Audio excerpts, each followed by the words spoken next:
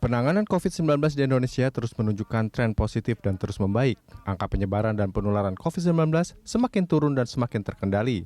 Kendati demikian, pemerintah terus mewanti-wanti untuk tetap meningkatkan kewaspadaan, mematuhi prokes ketat agar tak terjadi lagi lonjakan kasus baru. Pemerintah juga semakin memperketat pintu masuk internasional ke Indonesia sebagai langkah preventif dan preemptif menangkal masuknya virus varian baru.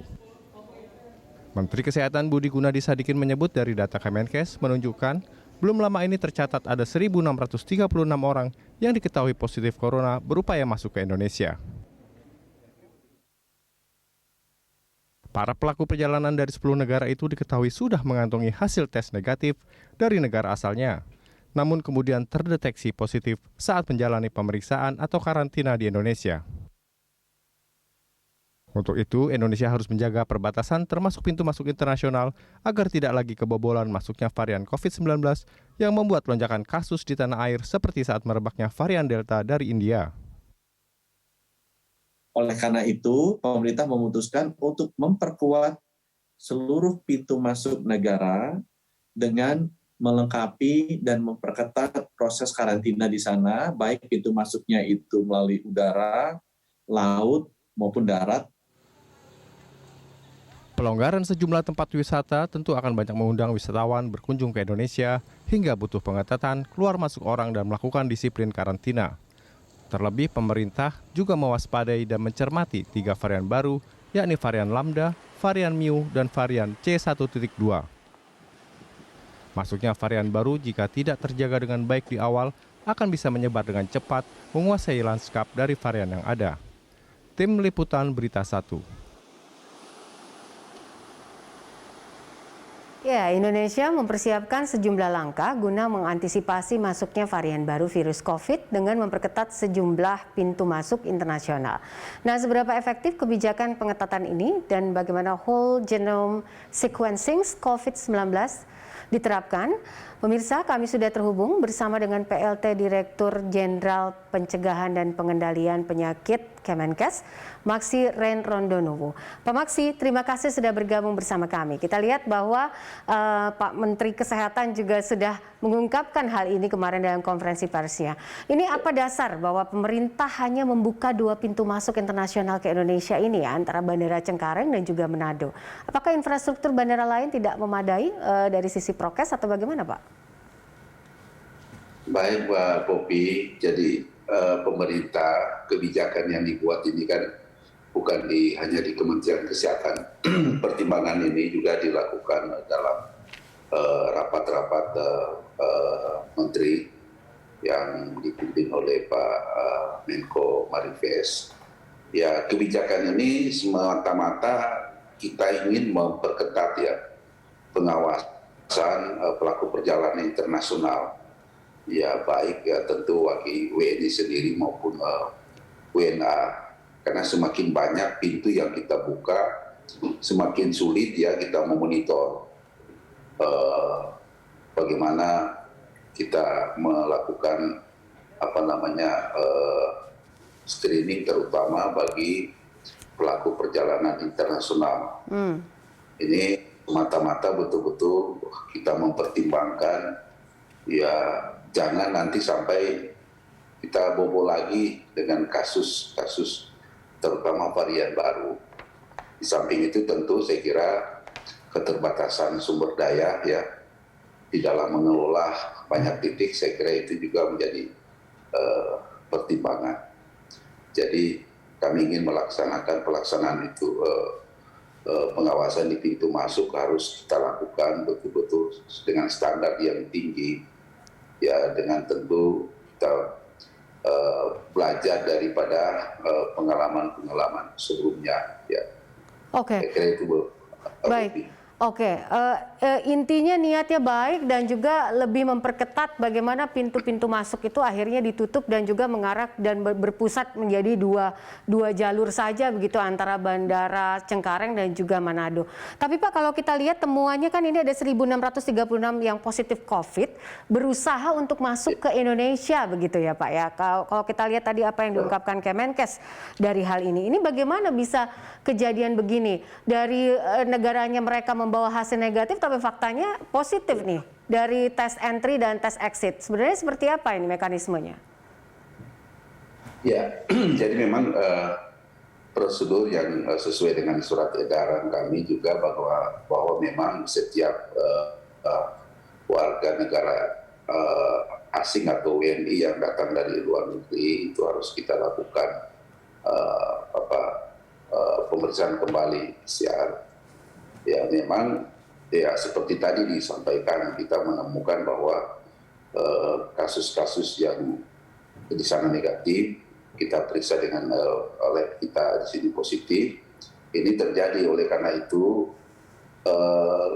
pemerintah dalam ini, kita Kementerian Kesehatan bekerja sama juga dengan Kementerian Luar Negeri menginginkan kita harus melalui mungkin kedutaan yang ada untuk kita memberitahukan bahwa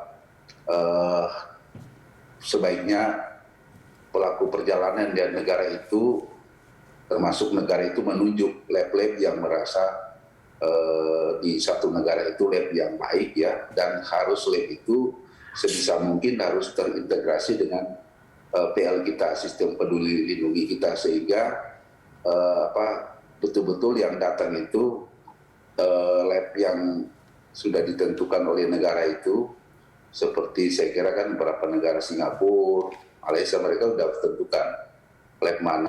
Nah, termasuk kita Indonesia juga sudah menunjuk lab-lab mana yang masuk dalam peduli lindungi, sehingga kredibilitas lab itu bisa menjamin ya hasil yang ditetapkan. Mungkin kalau sudah seperti itu akan sedikit ya meminimalisir kasus-kasus yang kita jumpai di satu negara dia negatif, datang sini positif. Saya kira itu langkah-langkah yang sudah kita lakukan. Oke, Pak, kalau untuk pintu-pintu masuk pelabuhan dan juga pos lintas batas negara ini seperti apa Pak? Tes entry dan exit-nya Pak? Ini menjadi fokus pemerintah juga atau bagaimana ke depannya?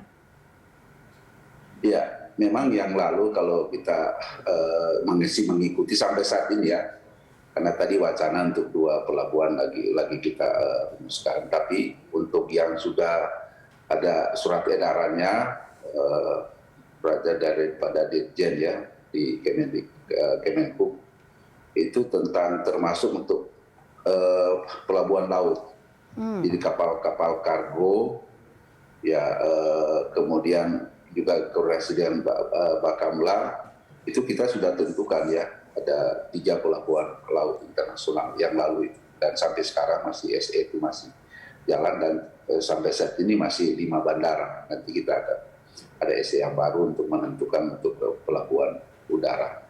Tapi yang pelabuhan laut memang 3 pelabuhan yang masih SE lama. Kita nggak tahu apa masih 3 pelabuhan, nanti tentu nanti ada keputusan yang SE yang baru dari Kemenhub, dan termasuk 4 PLBDN ya lintas batas darat negara yang melakukan pelaku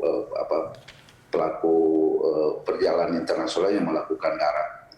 Nah ini juga kita sejak sebenarnya sistem itu sudah jalan ya, kayak di Entikong, di Nunukan, di Papua, di NTT itu sudah jalan. Jadi sistem di situ sama, bukan cuma ada karantina, ada orang KKP situ, ada Satgas yang bekerja di situ, juga termasuk TNI Polri bekerja di situ. Nah ini kita akan tingkatkan lagi. Ya memang yang sudah jalan, kita sudah melakukan tes PCR maupun antigen yang lalu, tapi kita akan mencoba dengan yang sekarang ini semua itu harus PCR untuk lakukan tes, dan kita akan coba jangan sampai ada yang lolos. Ya, kita akan lakukan langsung tes di PCR di pintu-pintu masuk termasuk bandara, pelabuhan. Nah, karena selama ini hanya berapa yang tes langsung di tempat itu. Biasanya tesnya nanti seperti Jakarta kan sekarang tesnya kalau yang PMI tesnya di Wisma Pademangan atau di hotel untuk WNA di luar PMI yang bukan PMI. Begitu juga di tempat-tempat yang tadi pelabuhan nanti di tesnya di tempat penginapnya itu, di tempat karantinanya. Oke.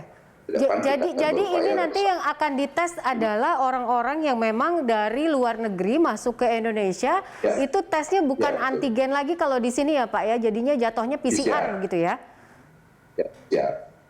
Oke. PCR. Baik. Nah. Dan itu dilakukan, kita upayakan bukan lagi di tempat karantinanya langsung. Jadi nggak ada yang lolos. Nah, direncana dengan kerjasama dan ini juga komitmen dari Pak Menteri Perhubungan untuk melakukan hal yang sama seperti di bandara, langsung di airport, di bandara. Di pelabuhan kita harapkan di pelabuhan dan di lintas darat di batas itu kita harus siapkan tempat untuk melakukan tes PCR.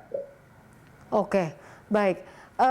PR selanjutnya buat pemerintah ini adalah bagaimana vokasi Pak, karena kondisinya adalah kalau kita lihat dari data yang ada ini kan juga ada warga negara Indonesia juga yang dari luar negeri masuk ke Indonesia, bukan hanya WNA saja begitu. Nah, sejauh mana pemerintah melakukan vokasi dan juga optimis terkait kebijakan pengetatan ini bisa efektif begitu menangkal masuknya varian-varian baru yang saat ini sedang kita waspadai? Iya. Saya kira ini betul ya, harus kita sosialisasikan betul, dan memang orang yang melakukan perjalanan, terutama WNI, dia sudah harus tahu bahwa pulang resikonya harus seperti itu. Ada pemeriksaan PCR dan melakukan karantina, dan ini ya terutama pelaku-pelaku perjalanan dia harus tahu sejak awal bahwa ada seperti itu, dan semua sudah harus kita ajak untuk harus menggunakan sistem untuk peduli lindungi. Jadi kita harapkan nggak ada lagi tawar menawar itu, sehingga semua harus ikut dengan prosedur yang sudah ditetapkan. Ya bukan cuma PMI ya, tetapi semua WNI juga yang melakukan perjalanan ke luar negeri maupun yang akan masuk ke negara kita. Ini harus dilakukan dengan sungguh sehingga kita betul-betul belajar dari pengalaman lalu untuk varian Delta, mudah-mudahan varian lainnya yang tidak akan masuk di Indonesia dengan melakukan pengetatan ini. Baik, Pak Maksi, ini kan ada whole genome sequencing gitu ya. Katanya bisa dilakukan juga di Indonesia. Boleh dijelaskan sedikit Pak soal ini, karena ini kadang-kadang juga masyarakat belum sangat mengerti soal ini. Iya, jadi kuncinya kita melakukan deteksi untuk varian baru ada di sini, memang surveillance genome sequencing. Jadi kasus-kasus yang kita periksa melalui tadi pelabuhan udara, pintu-pintu masuk darat, laut dan darat, hasil yang positif itu kalau dulu kita cuma pakai yang di bawah CT value-nya itu di bawah 30, kita kirim sampelnya untuk dilakukan genome sequencing. Kalau ini sebisa mungkin semua yang masuk kita harapkan yang positif itu, yang terdeteksi positif, ya harus dikirim sampelnya ke 14 lab laboratorium untuk pemeriksa genome sequence ini yang mampu melakukan memeriksa varian-varian baru ya. Jadi itu ada 14, baik yang punya pemerintah dan universitas maupun ada swasta. Ya, di Indonesia sudah 14, dan ke depan tekad Pak Menteri Kesehatan, genome sequencing ini akan diharapkan di setiap pulau minimal ada 2. Jadi Sulawesi ada 2, Kalimantan ada 2 lab bekerja sama dengan perguruan tinggi. Ya, ke depan. Saat ini baru memang ada 14 dan memang paling banyak di Jawa. Ya.